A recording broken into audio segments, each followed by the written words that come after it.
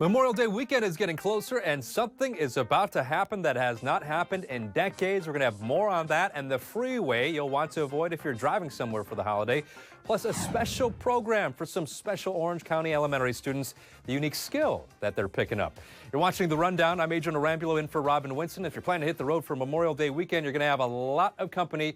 AAA released its travel forecast, and it found that roughly 44 million travelers plan to get away for the holiday that kicks off a week from Friday. A AAA spokesperson says they have not seen travel numbers like these in nearly 20 years. Most people plan to drive to their destinations, with an estimated 38 million people choosing to hop in the car rather than take a flight.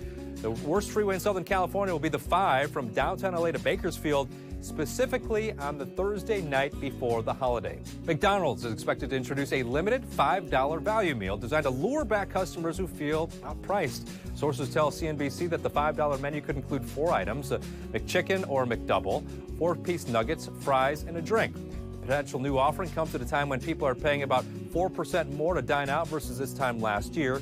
McDonald's says pricing will be set by each franchise.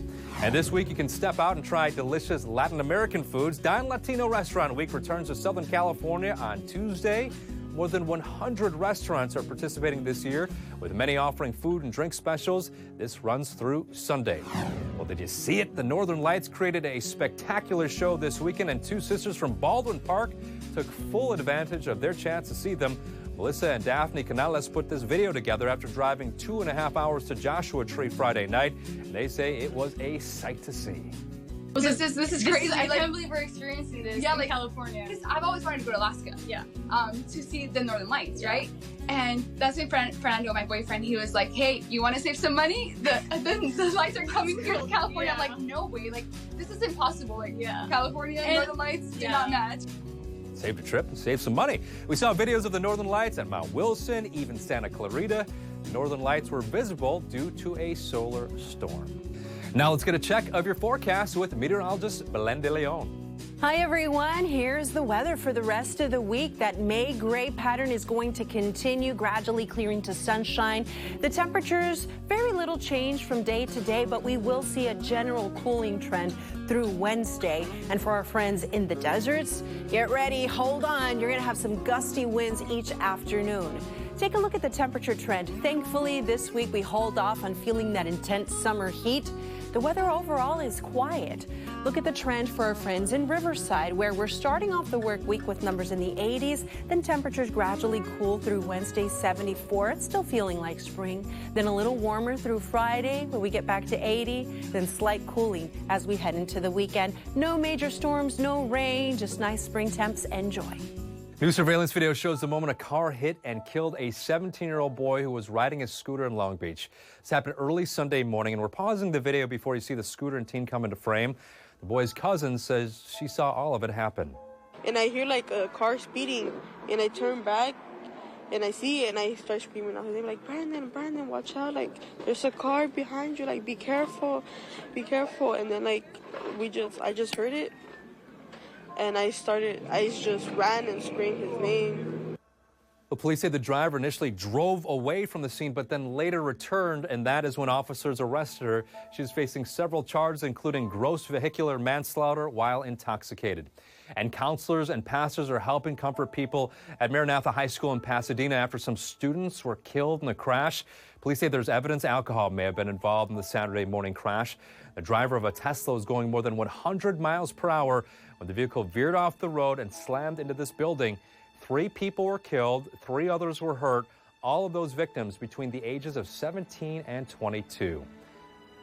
And police are defending their actions after a man was shot in the jaw during a traffic stop in February in Yucaipa. Let it go! Let it go!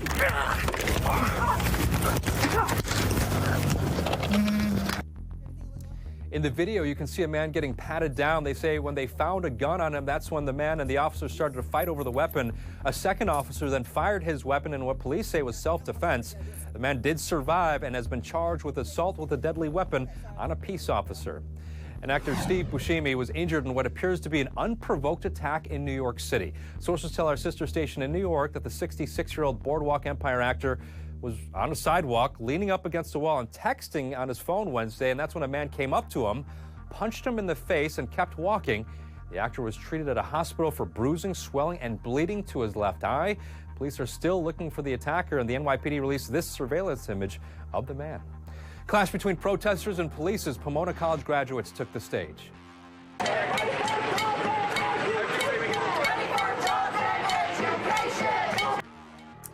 The crowd gathered outside the Shrine Auditorium Sunday to protest the war in Gaza.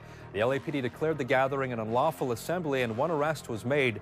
The school moved the ceremony to the shrine because of an encampment on campus that continues to occupy the graduation stage.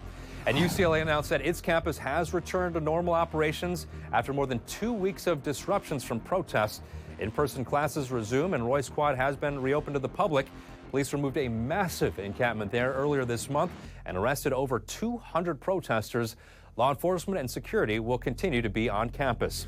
Another graduation disruption, this one at Duke University, and directed at comedian Jerry Seinfeld. He was about to give his commencement speech at the school stadium when students started walking out, some waving Palestinian flags. Other students and some attendees in the bleachers also walked out. Seinfeld, who is Jewish, has been vocally supportive of Israel. The comedian was later able to deliver his speech uninterrupted. And a university in Philadelphia is getting a lot of attention because of their commencement ceremony and the way graduates were called out to receive their diploma. So listen closely to how their names were read out loud. Victoria Lee Zubith-Ross, Jessica Lynn Bower, Alisuna Cole Bishop. All right, so what you heard and what you're seeing on the screen didn't quite match up. As you heard, the announcer at Thomas Jefferson University was struggling to pronounce the graduates' names, most of which were pretty common names. Now, some of the graduates seemed confused, others just laughed it off, and then others went as far as to correct the pronunciation of their names.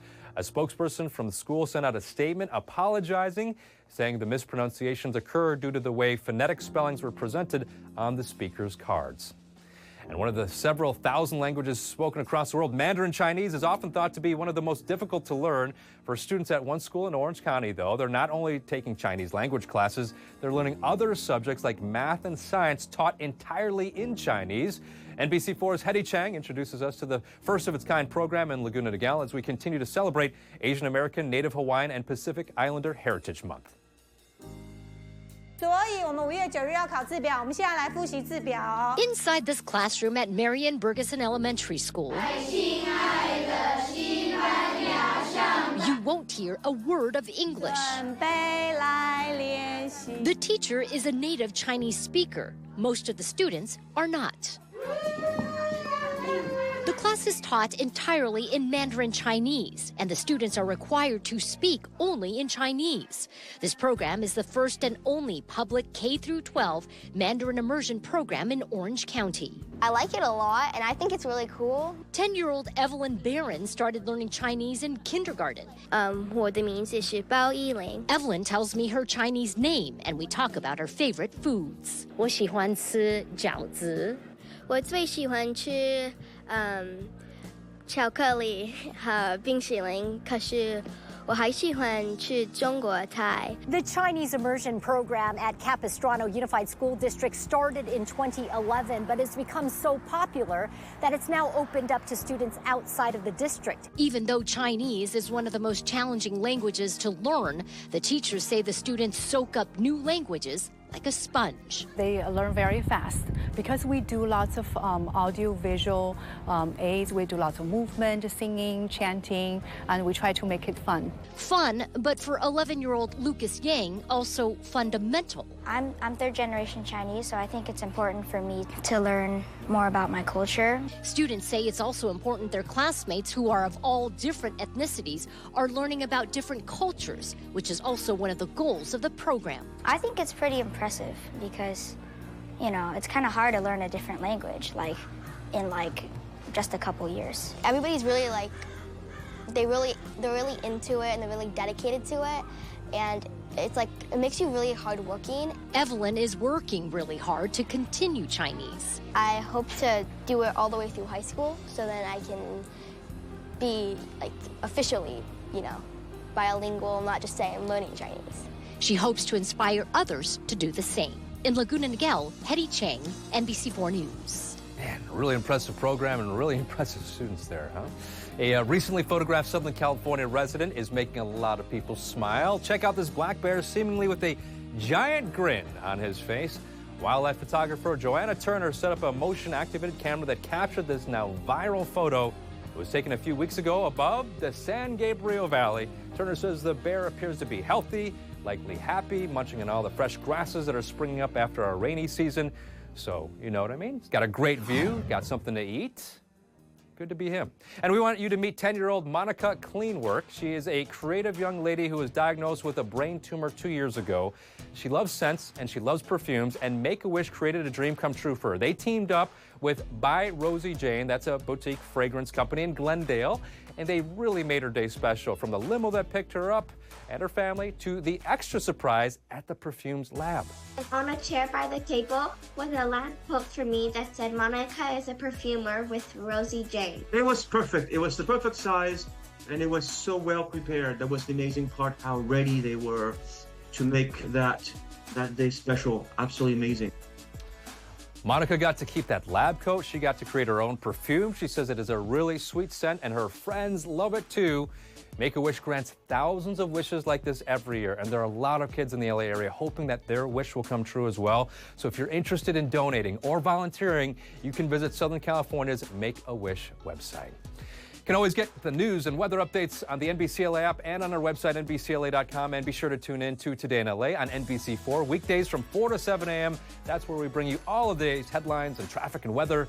Thanks for watching The Rundown. Have a great day.